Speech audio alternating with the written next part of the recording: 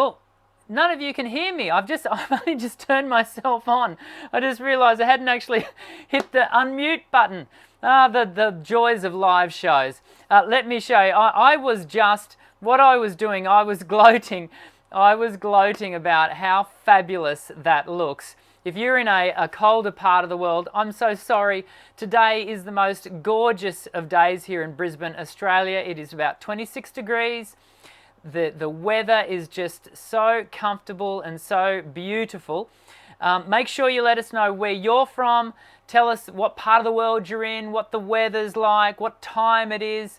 And it's around about quarter to 2 here on a Monday afternoon, and that would suggest to me that many of you are maybe coming towards the very end of your weekend, and some of you are almost certainly staying up late. We've got a lot of people joining in. Yes, Linda, thank you for recognising that my mute button was on. I know these little mistakes, they happen when you're doing the whole show by yourself. I've got a really interesting topic for us today. We're going to get all postmodern on you, and hopefully it's going to build into your continuing developmental journey as a singer. But we're going to kind of broaden the subject base out a little bit today, and I think it'll be an interesting topic. So I want you to really engage today as we have our discussion, and we will come back right after, you know the drill, right after this. Sound check. Check 1, check 2.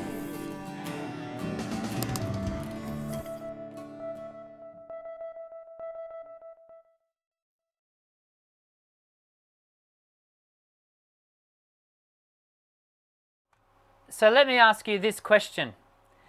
Well, not ask you this question, let me make this statement. You shouldn't believe everything you think. Now, that statement is typically stated as you shouldn't believe everything you hear. And that's an interesting thing. And it's only just in the last week that a friend of mine, actually it was my wife, who saw this written on a friend of ours' work cubicle space. Don't believe everything you think.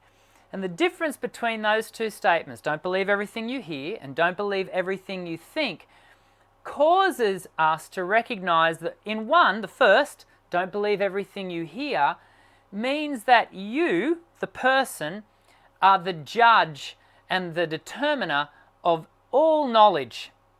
So you get to decide whether what you are hearing is right or wrong. When we change the sentence ever so slightly to don't believe everything you think, then you are recognizing that you are indeed fallible. You don't actually have the breadth of knowledge to fully assess everything that comes your way. This is such an interesting topic when it comes to our idea around singing, because when we are scouring online for subjects and learning to sing, it can be a very difficult thing to do because, well, let me put it this way. When I take my car down to a mechanic's and I book it in to be serviced, you know what? I am hoping against all hope that he's not ripping me off. He or she, actually there's a female mechanic at the place I take my car. I'm hoping that they're not going to rip me off because, do you know what? They could. They could rip me off something chronic because I have no knowledge when it comes to cars. Yes, I know where to put the oil in if it needs a top up. Yes, I know where to put the wiper wash. I even know how to blow up my tyres. I know how to put fuel in the car. I know that you can't run the car without fuel or with the right amount of oil in the engine. But that's about it. I don't know anything else. And so when I book my car in, I'm just hoping that the people who do know or who have hung a shingle to say, hey, I'm a mechanic, that I'm hoping that that person is doing the right thing. The difficulty with that whole arrangement is, well, then how do I assess whether the job's been done correctly? Now, when it comes to mechanics and other workplaces, these people have certification. They have to belong to groups where they have been certified, and it's a regulated industry. Not so with singing, everyone, or learning to sing, singing lessons, singing teachers. Singing teaching is an unregulated industry. And so the big challenge that faces you and I as we learn to sing and as we scour this big amazing space called the internet for information about learning to sing is, how do we judge what is right and what is just complete furphy? Because you and I are not the be-all and end-all when it comes to knowledge, and we never will be, we never can be. And so one of the things that, when I did my doctorate in the area of teaching, the area of teaching voice, what I learned was, a lot of people think that people who do doctorates are really smart. Actually, when you do a doctorate, you don't learn the answers. You don't learn everything that there is to know. The one thing that the doctoral process teaches you is to ask better questions. And that's kind of what I want to do today. The doctoral process is a process of learning to doubt well. Yeah, you can't ask a good question if you haven't, first of all, been prepared to doubt that which you may already know. And when it comes to singing, there is so much to doubt. There are so many good questions to be asked. But you can't do that if you're not prepared, first of all, to stop believing what you already think. And so I've got this, as I was preparing for today, I actually found that this statement, don't believe everything you think, actually is the title of a book by the name of a guy, Thomas E. Kidder. And I have not read the book. As I said, I only heard the statement last week, and I've done some research in preparation for us hanging out today. Incidentally, I can see some great conversation going on down the side here. I'll just show you over here. There's some really great conversation from a lot of our regulars already. Good to see some of you jumping in. And sorry for the mute at the very beginning. And let us know where you're from, what the time is, and what the weather is like.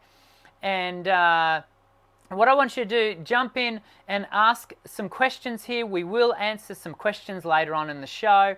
But as you can see, and you can see up here, Matt's already asked a question. He's first cab off the rank. He asked it right back at the very beginning. I'm going to answer Matt's question first, and then we'll get to some other questions later. But, well, we're going to answer questions later, completely later. So before we get to your questions, let's create some doubt around our questions. So this book by Thomas E. Kidder, Don't Believe Everything You Think, and he has these 6 basic mistakes that we make in our thinking. As I go through these, I want you to be thinking, where am I making these same mistakes? And I'm going to be doing this as we go live. Am I making these mistakes in my development of singing? What preconceived ideas have I built as a little bit of a academic idol, a little bit of an intellectual idol in my mind that I haven't been willing to question? And so those questions can be, those beliefs can be, not everyone can learn to sing. It can be, you have to have learnt classical singing before you do any contemporary singing. It can be a whole range of beliefs that you have, by virtue of your own history and own journey you've collected along the way. Today what I want to do is cause you to question some of those beliefs. And I think this could be, this might, for some of you, this might feel a little dry as a subject matter. Actually, what we're about to discuss today could be radically life-changing in your development as a singer. If you choose and take the moment to challenge your own current thinking around your own voice and around your own development, as a singer, this could be really powerful stuff. So the first mistake that Thomas E. Kidder, in his book, Don't Believe Everything You Think, the first mistake he lists is we prefer stories to statistics. We do this online, don't we? We'll often jump onto the review page of a person's website or channel, and we'll read the stories, and we'll hear the verbal expressions of support for said process. And I dare say, look, I know people have done that on my site, and that has its place. But more important is often the statistics to back that up. So, for example, if you read 3 comments that are really positive about a person's technique or the way a person structures their and designs their stuff, then that's great. But if that person has taught 1,000 people and only 3 people have been positive, then suddenly the statistics say something else, don't they? And so it's important to always be ready to hear what is the research saying. And the research is growing at an astronomical rate. I'll be in Stockholm. I'm presenting a couple of papers at the International Congress of Voice Teachers in August in Stockholm, and which is a great privilege to be able to do that.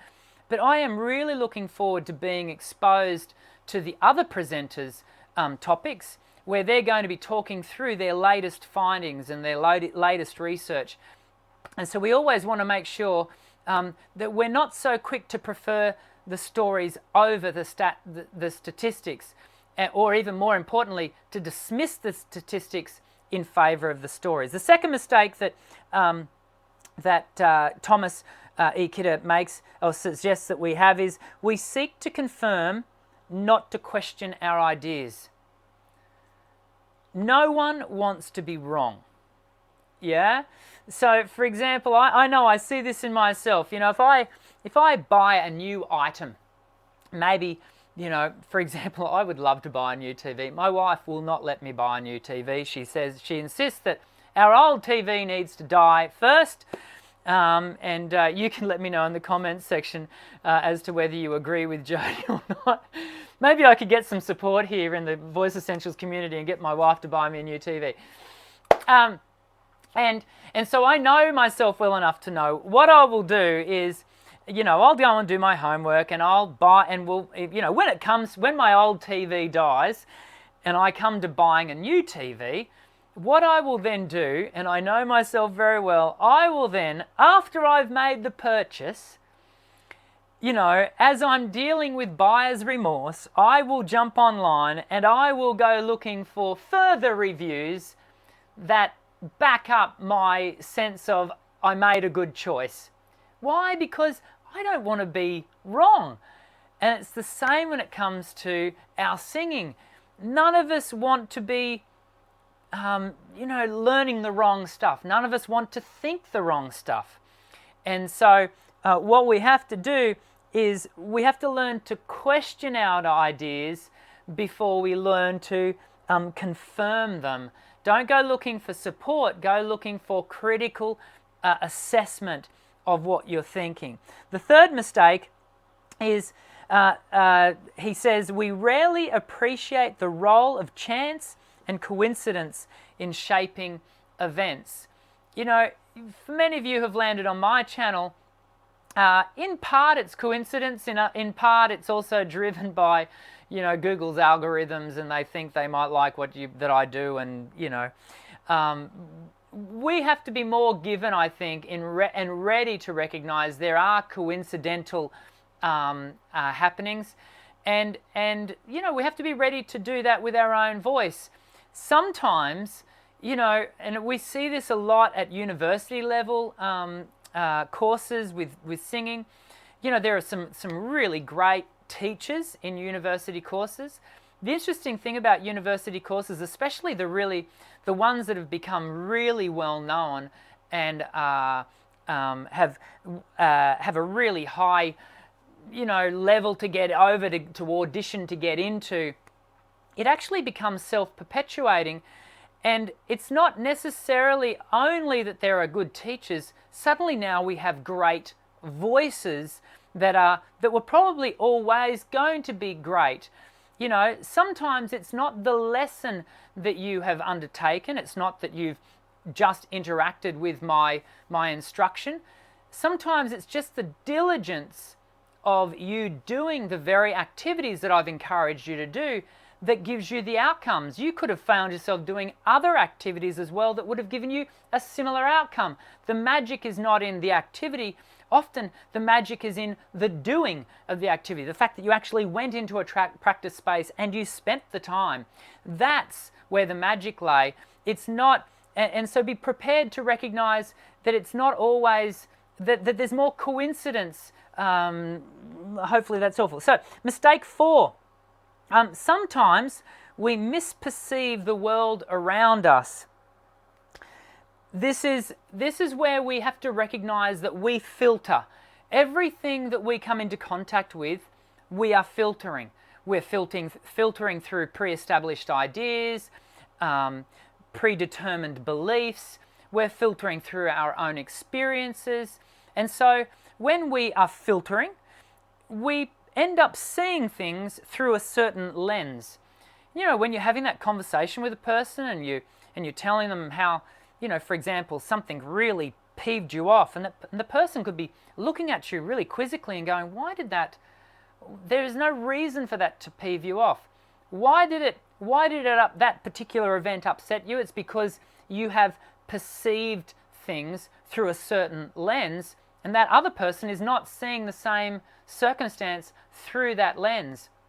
When you come to your singing, if you approach your singing through a lens of there is a hierarchy of singers in the world, there are the people that are always going to be amazing, and then there's the rest of us, then you are always going to be approaching your singing as a second fiddle, as a second-rate citizen, as if, and like it's an imposter syndrome. Maybe you shouldn't be doing this because, you see people on TV and they're magnificent, and you're off in your bedroom making these, what you perceive to be, horrible little sounds.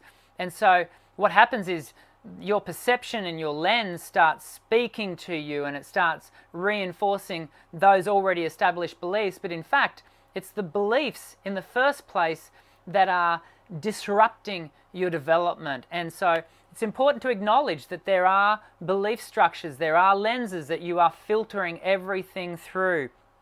And finally, number 6, the mistake we make is our memories are often inaccurate. And many times I have students come into my studio and they step in, and they might be a 40-something-year-old a male. They step into my studio, and more often than not, they might say something like this: "It's taken me a lot of courage to get here. In fact, it's taken me 30 years to get here." And then they will then go on to say how Miss Jones it'll often be when they're about 9, between 9 and 12, in grade 5, grade 6, Miss Jones, I tried out for the choir, and Miss Jones said, "Johnny, I really think you're better off going out and playing in the playground and kicking a footy, because singing probably isn't your thing." Now, Miss Jones may not have been seeking to be harsh or, destroy that person's psyche, but sadly, that's often that moment. I cannot tell you how many 40-something-year-old men and women I've had come into my studio and tell me that very same story.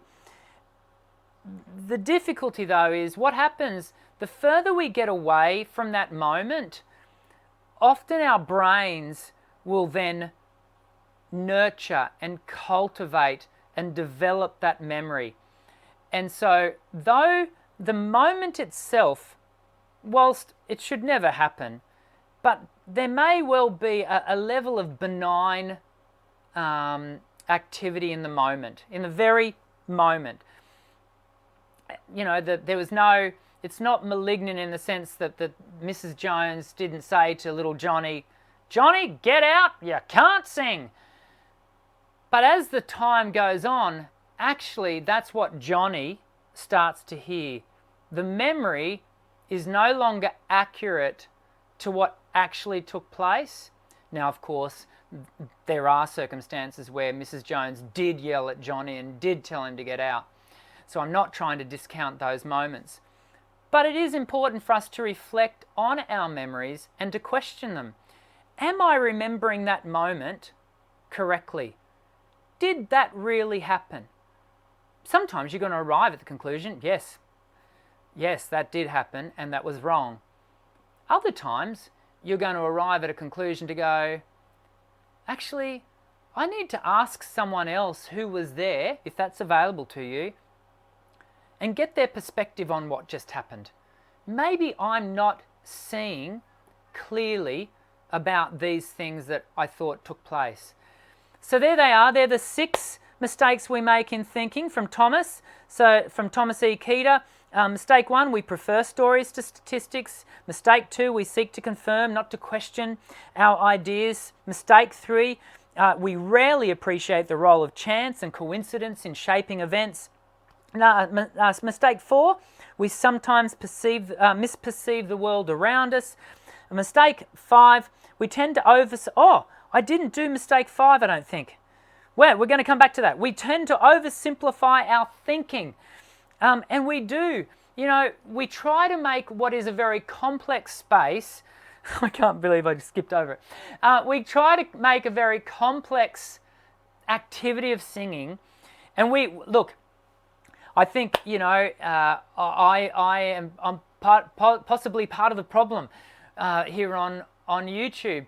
You know, I do try very hard on my channel to make complex things, you know, give you accessibility to complex things in an easy to understand way. I hope that in that process you don't misinterpret that as being that it is simple, that it is easy, because it isn't. I want you to be able to understand the complex, but let's not reshape the complex to be simple. Allow the complex to be complex. Allow the journey to be long. You cannot learn, you know, in 6 easy steps in, you know, 7 days. I have a program, 7 Days to a Better Voice. Many of you have participated in that. But even in that program, I do highlight to you, hey, this is going to be a journey. It's going to take time. And for those of you who are having lessons with me, for example, Linda, who's in having the conversation online with us all now, is one of my students. You know, this is going to take time. It won't happen overnight. Let's not oversimplify our thinking around our singing. And then mistake 6, our memories are often inaccurate. I hope that's helpful. To finish off before we get to your questions, leave me a thumbs up on the video if you found today's discussion helpful. Like I said, it's very philosophical. It's very different to what we normally do here on the channel. But you know, I say to students all the time, a good part of your learning to sing happens here. Singers want to spend all their time focused on this. They want to spend all their time singing, creating sound. Yeah, but there's so much more to go on up here. And we've got to rewire and make sure we're thinking correctly so that we're building on a really secure foundation psychologically. And so I think Thomas E. Kidder goes on to give us 4 things that will really help us to test our beliefs. So firstly, you've got to recognize the belief. And I would encourage you, after today's video, I want you to sit down and identify between 1 and 3 beliefs that you think you have regarding singing. So it could be something simple as you need more volume of air for singing. So that could be a belief. And I'm not going to tell you whether it's right, wrong, or indifferent right now. I want you to be able to claim what are your beliefs. Then I want you to go examining the evidence of that claim. Where does that belief come from? do you simply hold that belief because you had a singing teacher in high school who was actually a violinist, but she was the only person accessible to you, so she gave you some singing lessons, and so she'd heard it from her teacher who had heard it from her teacher? Where does this belief come from? And so study the evidence of that belief. And then number 3, what you want to do is consider the alternatives to your hypotheses. Are there other ideas that counter your held belief? Be open to those ideas. Explore that counter thought. Explore that disagreement with you, acknowledging that you can't believe everything you think. What are your ideas? And then expose them to critique. It can be, step 3 is a really challenging thing to do, everyone. And I really encourage you. Because look, here, if you are right, if your held belief is correct, you have nothing to fear. Because you're right.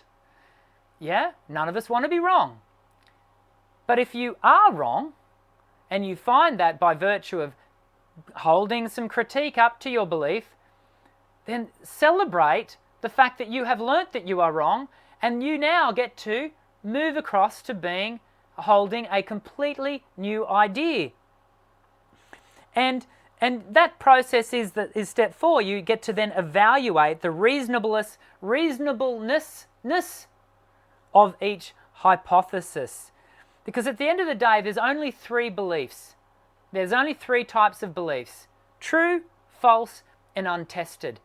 And I want to encourage you today to test your belief structures when it comes to your singing, because when you do, you are going to come up with, as a result, far more true beliefs than you started with. And that, I hope, will be such an enriching process for you and your development as a singer. And you may well be surprised at how much more benefit you get out of your development. I really believe that because I see it here in my studio all the time. And, I encourage you, never hesitate to challenge what come out as beliefs from me. Because this is, you've joined my community, but in joining my community, this is our community. Voice Essentials is a community now of well over 15,000 subscribers. We are a group of people who encourage each other along the development journey. And no one here is a guru. Yes, I lead the group in the sense that I've got some education behind me and I know where to find good information, but that does not mean I know everything, and I've said it before to all of you. I'm not a guru. I'm here for us as a group to bounce ideas off, but I'm also, I cannot tell you how much I've learned from being a part of the Voice Essentials community. And so never hesitate to hold me to account on a belief that you think I need to question, and I always will. I'll always take the opportunity to go, I've got to think about that. Such and such has challenged me, and I will chew on it. Okay, so let's get over to some questions. I really sincerely hope that's been a really good chat for us all today. And gee, we've got some good conversation going on, which is just fantastic.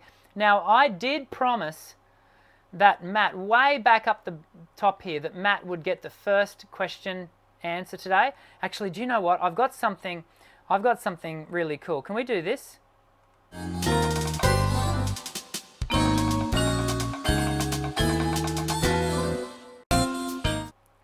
How was that? That was pretty cool, wasn't it? So let's go to Q&A.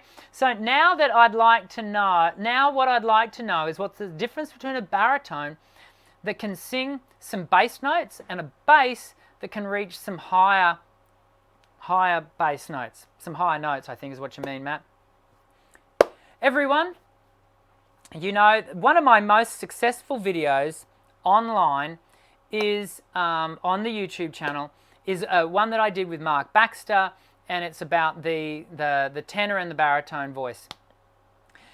I have received a lot of heat from that from that video, and in part, it's not what fueled today's discussion, but in part, what it was is it has challenged a lot of people's view on voice classification.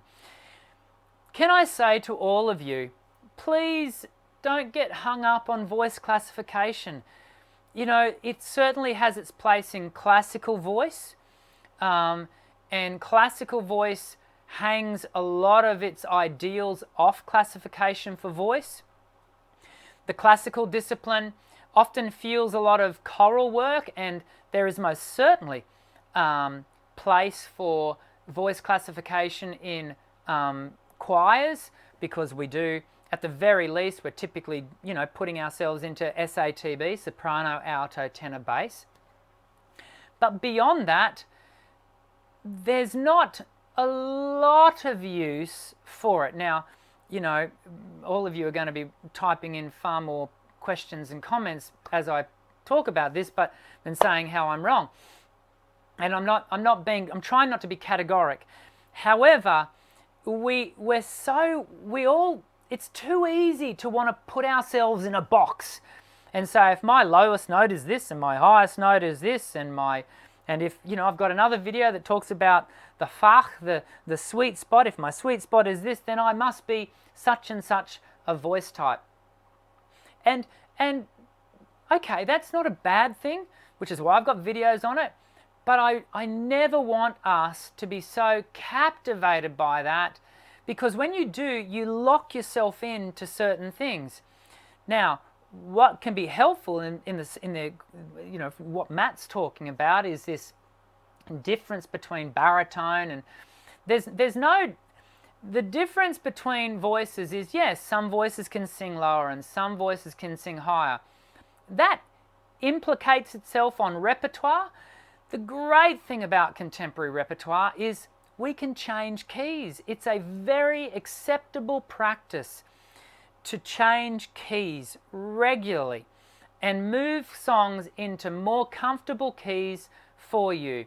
Now, when we get into repertoire that is far more challenging, for example, maybe you as a singer have a workable range of about 2 octaves, regardless of what classification those 2 octaves might fall into, and say the song has a range of 2.5 octaves, there you've got a challenge. The only way that you are going to be able to sing the 2.5 octave song with a 2 octave range is to develop your skill to include another half octave, preferably and some, because you don't want to be only ever singing a 2.5 octave song with a 2.5 octave voice, because you may only be able to hit that note on the best of best days, and guaranteed when you have to sing it in performance or at an audition or at an Eisteddfod or wherever you're singing it, your voice won't be in the best of conditions. So you always want to have that little bit of headroom to be able to work with. So Matt, I would say to you, and I say this to encourage you, Matt, do not get hung up on voice type. Do not get hung up on it. Yeah? Be the very best singer you can be, and if you feel you orientate towards a lower sound, then you can qualify yourself as a bass baritone if you like. If you feel that you're, you know, you don't have a crazy high voice like me, then you can, but you can sing higher, then you could classify yourself as a high baritone. You know, what you are, certainly to me, is irrelevant. It doesn't matter. So, Matt, I hope that encourages you. I don't want to be dismissive. I want to encourage you not to be locked into, you know, to any one question. Let's jump over here and see if we've got some other questions. Mel Rosa, nice to see you, Mel, from New York. It's about 11:50. Well, it wouldn't be now, would it, Mel? It'd be around about 1:15.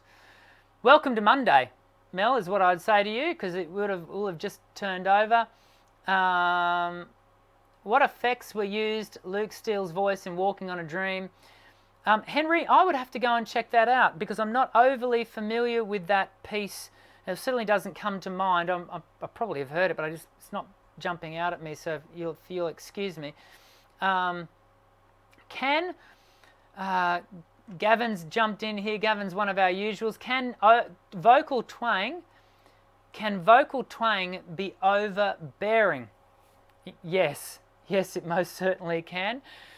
And typically that comes when it has too much nasal resonance. Remembering that the great thing, we really do need to do one of these live events on twang specifically and really talk through. I've got a range of videos on the channel that you can go and have a look at, but maybe we need to really deep dive into this twang thing because many of you keep asking about it. If it's overly nasalized, Gavin, then yeah, it's often going to be too harsh. The great thing about twang is that it can be taken through the oropharynx and into the mouth area, which gives us much more breadth for developing those frequencies and those overtones so that they're not too harsh and too pingy. And so, to answer your question, yes, vocal twang can be overbearing if not used well. I want to jump down here and see if we can... Kevin, nice to see you jump on with us, Kevin. I hope we've still got audio. We've still got audio, yes. Is it a tube TV? Blah blah. Linda. Oh, Linda, that's not very nice. New TVs are overrated. Not when you've got an old one like me. They're not overrated. I envy many of my friends, Linda, who have got brand new TVs.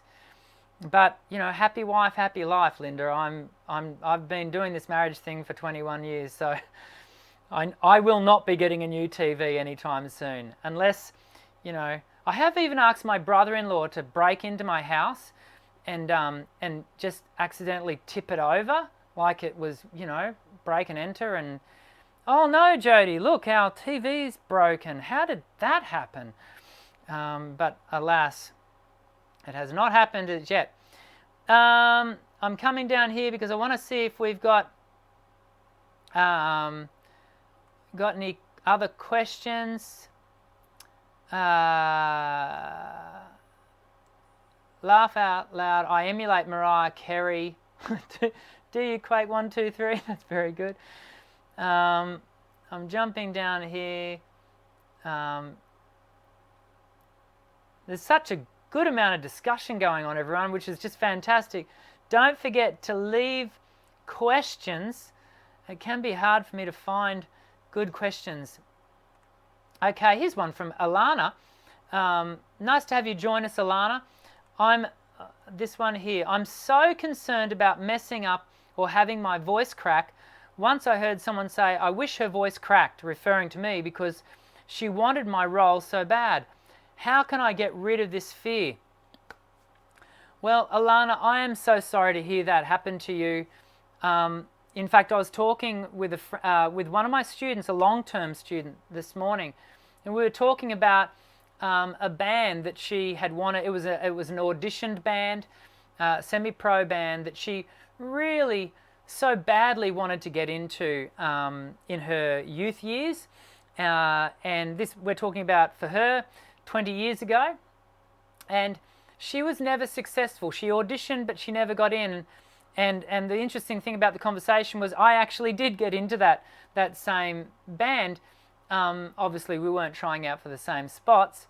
But, you know, when I got into that band, I found that in that space, there were a lot of very insecure people who were, you know, it was really a very cliquey space. And I was explaining to her, I always felt like I was an imposter in that space, in that band as one of the vocals, because, I don't know, there was just this clickiness that came from a group of the other singers. And so, you know, even when you have found yourself in spaces, what can happen, Alana, has happened to you, is you can have the insecurity of others want to bear in on what is ultimately your own insecurity. And often those moments that really sting is when they actually do hit a button in you that actually exists, that you are conscious of, and that you know that you actually have a weakness and insecurity in. And you know, and look, Alana, there is not a singer alive, professional or not, who has not had their voice break. A little story. This is a true story. There is an opera house in Europe. I forget the exact one, and it has a rule that if at any point a singer's voice is heard to crack, that is, that the voice locks up or does something wrong, that they will never hire that singer again. That little rule really came back to bite them when Pavarotti was singing at the same opera house and his voice cracked.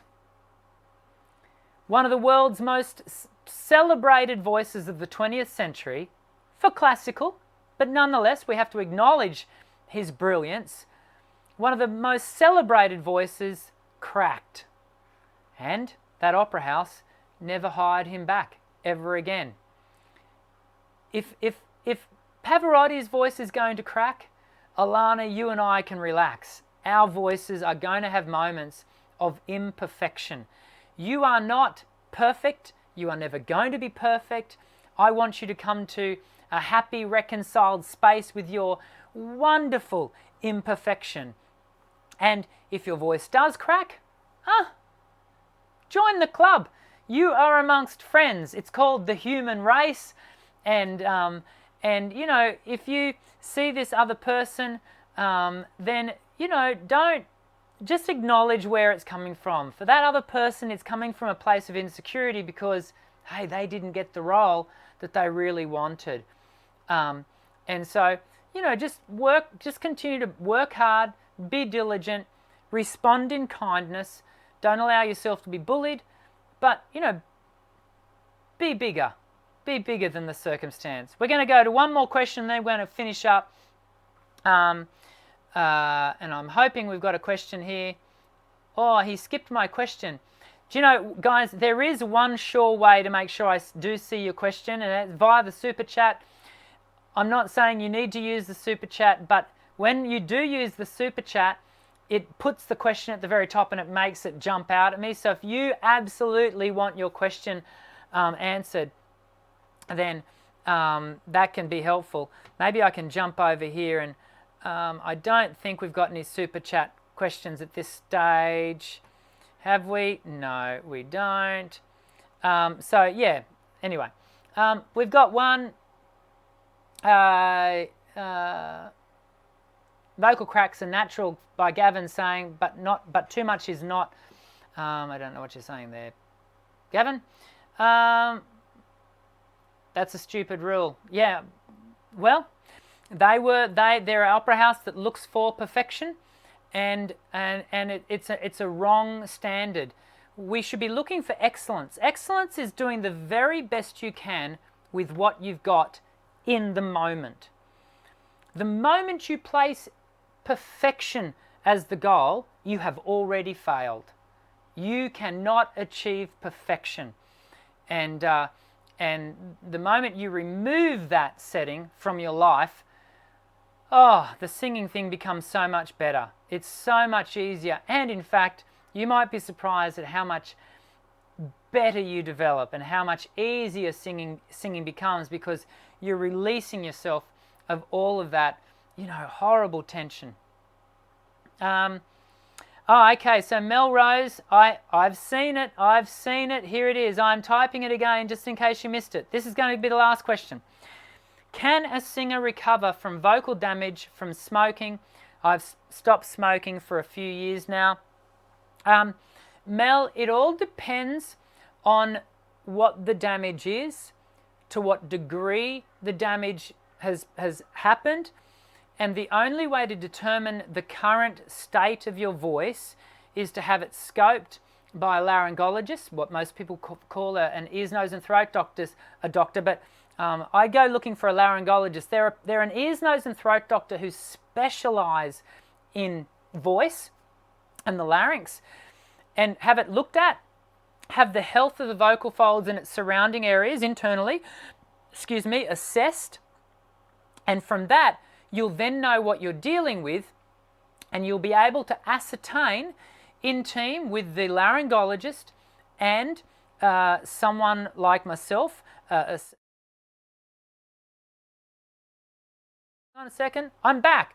You'll be able to ascertain with a laryngologist and a speech therapist, or a speech pathologist, as they're called here in Australia, and a singing voice specialist like myself.